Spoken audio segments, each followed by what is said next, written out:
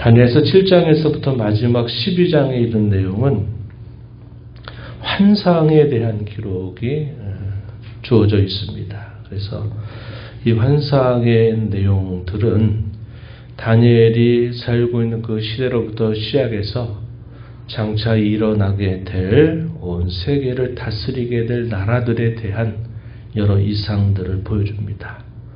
그 이상의 절정이 어디 있느냐? 하나님께서 그의 영원한 나라를 세우신다라고 하는 것에 모든 초점이 모아져 있습니다. 오늘 우리가 읽는 이 7장의 첫 번째 환상, 그리고 8장의 두 번째, 그 다음에 9장의 세 번째, 10장에서부터 마지막 12장까지 네 번째 환상의 기록이 됩니다. 그래서 다니엘서 1장부터 6장까지의 내용은 당시에 바벨론의 포로로 끌려가 있었던 이 다니엘과 그의 친구들에게 일어났던 사건들을 중심으로 다시 역사적인 사실들을 바탕으로 기록된 내용이라고 한다면 이 7장부터 마지막 장까지는 묵시적인 환상과 같은 그런 이미지로 기록이 되고 있다는 면에서 이 다니엘서가 크게 두 부분으로 이렇게 나뉘어지고 있습니다. 오늘 그 네 가지 환상 중에 이제 첫 번째 환상, 7장에 기록되어 있습니다. 이 꿈을 언제 꿨느냐? 우리가 읽은 말씀을 보니까 바벨론의 마지막 섭정왕으로 세워졌던 벨사살, 이 벨사살 원년의 꿈을 꾸었다 그랬습니다. 벨사살이 왕이 된 지가 언제냐면 주전 553년에 왕이 되고 그가 언제 그의 왕위가 끝났느냐? 539년에 그의 왕위가 끝나게 됩니다. 약 14년 정도를 그가 다스리다가 결국 바벨론 나라가 망하게 되고 이 바벨론 나라에 이어서 메대와 바사 나라가 세워지게 됩니다. 우리가 앞서 읽었던 내용 중에 이 벨사살 왕이 잔치를 벌이게 될 때 벽에 글씨가 쓰여지면서 결국 하나님의 심판이 임했던 내용들을 우리가 앞에 읽은 바가 있습니다. 그때는 그의 통치 마지막 해고 오늘 우리가 있는 이 첫 번째 환상의 내용은 그가 왕이 된 첫 해에 꾸었던 꿈이다라는 사실입니다. 우리가 다니엘서 2장에서 느부갓네살 왕이 꾸었던 이 꿈, 금신상의 꿈과 매우 그 내용이 유사한 특징을 가지고 있습니다. 펼쳐지게 되는 그 배경이 좀 다르긴 하지만 그 내용은 이 느부갓네살 왕이 꾸었던 꿈과 같다는 사실이에요. 펼쳐지게 되는 배경에 대해서는 그 배경이 상당히 넓습니다. 하늘에 내 바람이 막 불어닥치더니 바다로 이 바람들이 막 몰려오게 됩니다. 그리고 나서 이 바다로부터 4개의 큰 짐승이 바다로부터 순서대로 나오게 되는 것을 본 것입니다. 첫 번째 나온 짐승은 사자 모양을 띠고 있습니다. 우리가 읽은 4절에 보니까 독수리의 날개를 가지고 있는 사자 모양의 짐승이 바다에서 올라온 겁니다. 날개가 뽑혀 있고 사람처럼 두 발로 서 있는 그 모습이 얼마나 두렵고 무서운지 몰라요. 사람의 마음을 받아 있는 그 모습으로 묘사가 되는데 이 첫 번째 등장하는 짐승이 바로 이 바벨론 나라, 그의 강력한 군대를 상징하고 있다고 하는 겁니다. 바벨론 나라의 말기에 바로 이러한 꿈을 통해서 다니엘은 그 바벨론 나라의 운명이 어떻게 될 것인가를 환상 가운데서 보게 되는 것이죠. 그 나라의 운명만이 아니라 그 나라 뒤를 이어서 일어나게 될 세계의 큰 나라들의 모습까지도 이 환상을 통해서 보게 되는 겁니다. 그리고 이 모든 나라 위에 임하게 될 메시아의 왕국, 그것에 대한 이상을 여기서 보게 되는 것입니다. 두 번째 올라오는 짐승은 곰 모양의 짐승이었습니다. 세 개의 갈빗대를 입에 물고 바다에서 이 곰 같은 형상의 짐승이 올라왔어요. 주어진 말이 뭐냐? 일어나서 많은 고기를 먹으라. 이러한 메시지가 주어졌는데 이 나라는 메대와 바사를 상징합니다. 벨사살 왕을 마지막으로 해서 바벨론 나라가 결국 패망을 당하고 그 바벨론 나라를 이어서 고레스 왕이 메대와 바사 나라의 초대 왕이 되죠. 그래서 이 메대와 바사를 상징하고 있다는 겁니다. 이때에도 다니엘은 여전히 총리로서 아주 중요한 역할을 그가 감당했던 것을 보죠. 사자굴에 던져지게 되면서 큰 위기를 만나지만 또 거기에서 살아계신 하나님의 역사로 그가 그곳에서 빠져나오게 되는 모습을 보게 됩니다. 그래서 이때에도 그가 약 80세 정도의 나이 많은 사람으로서도 또 이 메대와 바사 나라에 있어서 역할을 감당하는 모습을 우리가 알게 됩니다.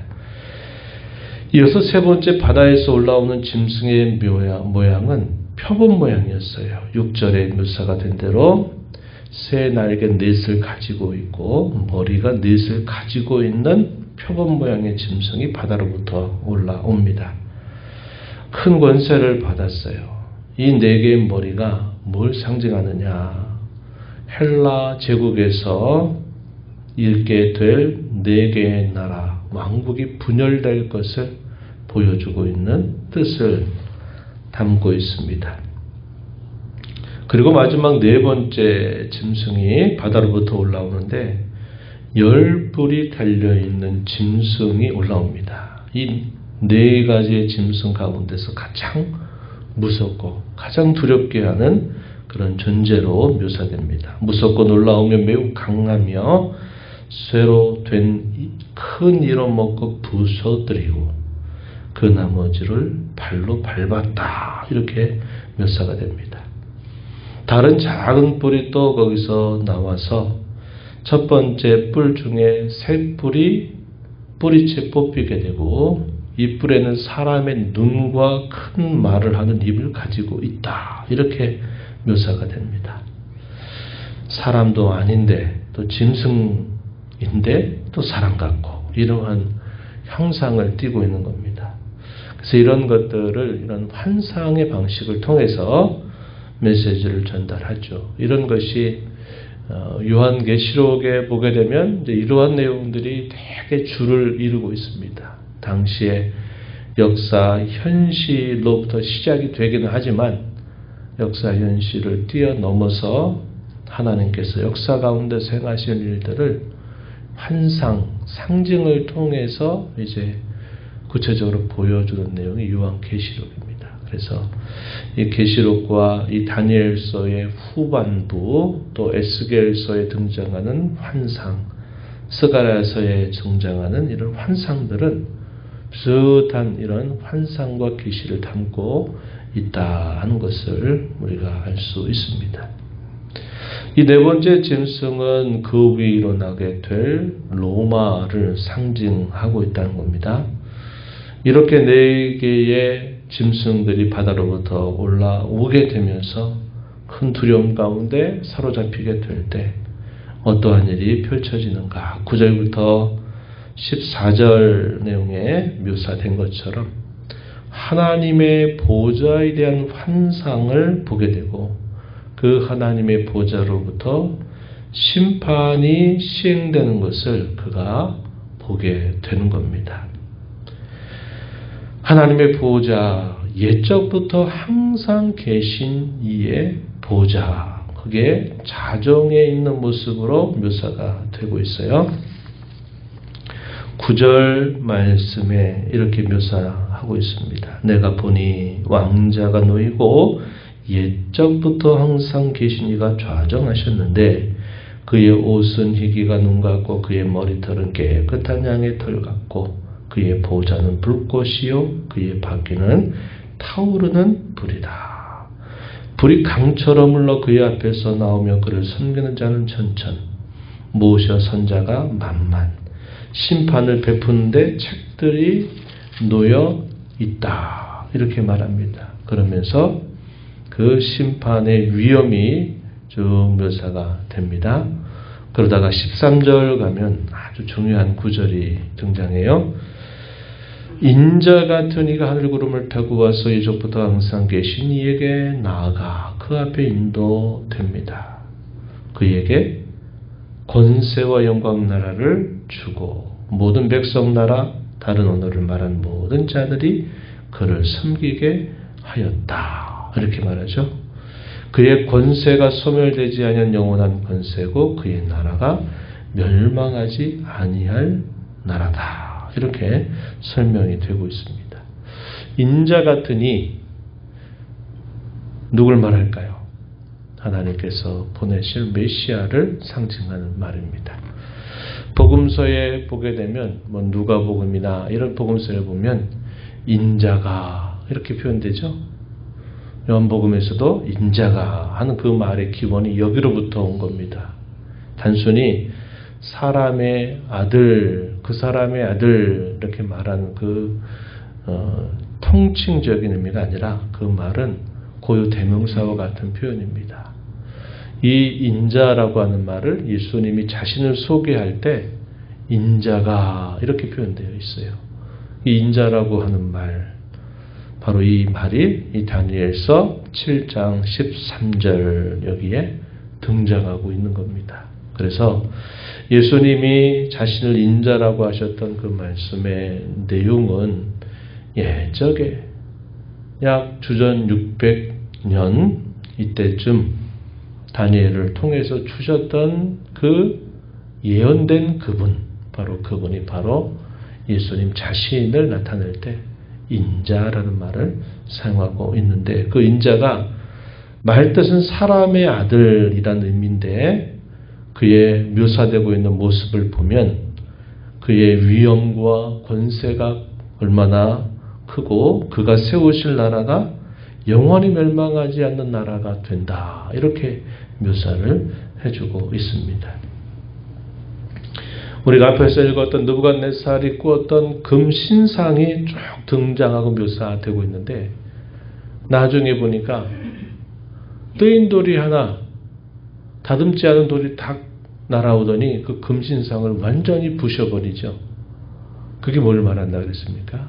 하나님께서 장차 세우실 그의 나라, 이것을 묘사한 겁니다. 그래서 아까도 말씀드렸듯이 배경이나 묘사되고 있는 그 상황은 다르지만 똑같은 내용을 그대로 전달하는 겁니다. 느부갓네살 왕에게 꾸었던 그 꿈의 내용이나 느부갓네살에 이어서 후에 바벨론 왕이 된 벨사살이 왕위를 받은 원년에 다니엘이 꾸었던 꿈의 내용은 전혀 다른 내용이 아니라 똑같은 내용을 전달해주고 있다는 겁니다. 이 인자가 임하면서 세울 그 나라는 건재한 나라다. 세상에 네 나라들은 끊임없이 일어났다가 또 흥했다가 또 쇠했다가 망하는 이런 일들이 계속 반복이 된다는 겁니다. 아무리 그 권세와 위험이 강력해도 흐르는 시간 속에서 다 망하게 될 것이지만 이 인자 같은 이를 통해서 세우실 그 나라는 영원한 나라가 된다라는 사실을 분명하게 말해주고 있다 하는 겁니다. 우리가 이 예언을 통해서 우리가 분명히 알게 되는 사실은 로마가 다스리고 있는 그때 이 환상에서 네 번째 등장하고 있는 이 열불 달린 짐승으로 묘사되고 있는 이 로마가 다스리고 있는 때에 하나님께서 독생하신 아들 우리 주 예수 그리스도 인자 같은 이를 이 땅에 탄생하게 하셔서 그를 통하여 영원한 나라를 세우게 하셨다고 하는 겁니다. 그런데 그것은 시간과 역사를 뛰어넘고 초월하는 그러한 나라죠. 그래서 그때에 세워진 그 나라는 2000년이 지나고 있는 지금까지도 그 나라는 여전히 건재한 나라라는 겁니다. 그 위에 로마도 일어나고 그 위에 수많은 나라와 국가들이 일어나도 또 멸망과 다시 세워지는 일들이 반복되었다 할지라도 예수께서 이 땅에 오셔서 세우신 그의 영원한 나라, 그 나라는 지금까지도 계속 건재하다 하는 것이고, 우리는 지금 구원받은 하나님의 자녀로 그 나라에 속한 백성이 되었다고 하는 사실입니다. 그 나라가 영원한 것처럼 그 영원한 나라에 속해 있는 저와 여러분도 이 땅의 모든 역사를 뛰어넘어서 그 영원한 나라의 백성으로 우리가 영원히 살게 된다고 하는 사실을 우리는 알게 된 것입니다. 이 세상에 수없이 많은 나라들이 흔들리며 결국은 사라지는 일이 있어도 우리 주님께서 이 땅에 세우신 그의 나라는 결코 흔들리지 않는 나라, 진동하지 않는 나라라는 사실을 우리가 알게 되고, 그 흔들리지 않고 진동하지 않는 영원한 나라의 백성이 되어서 우리가 우리의 삶을 영원히 살 수 있게 된다고 하는 것은 우리 인생 가운데 가장 큰 복이 아닐 수 없고, 우리가 어떤 상황편 속에서도 반드시 감사하며 살아야 될 이유가 되는 것입니다. 이 땅에서 존재하는 우리의 모습이 때로 영적인 전투로 또 이기고 지고 하는 일들이 반복되는 것처럼 보인다 할지라도 우리에게 약속된 승리와 그 영광의 모습을 우리가 바라보면서 오늘도 전투하는 교회답게 영적인 싸움에서 잘 수행하며 승리해 나가는 저와 여러분이 되어야 하겠습니다.